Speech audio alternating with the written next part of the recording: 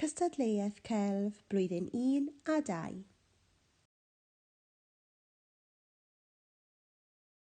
Helo blwyddyn 1 a 2, rwy'n gobeithio bod chi gyd yn iawn. Eleni fel rhan o ddathliadau dydd Gwildewi, mae Teledu'r wedi penderfynu gwneud rhywbeth bach wahanol a chynnal Steddfod TY. Bydd 4 cystadleuaeth ar gyfer blwyddyn 1 a 2. Bydd 2 cystadleuaeth yn cael eu cynnal o fewn y dosbarth a 2 i gwblhau gartref. Bydd angen cwblhau'r gwaith erbyn dydd Gwener Mawrth y 12fed.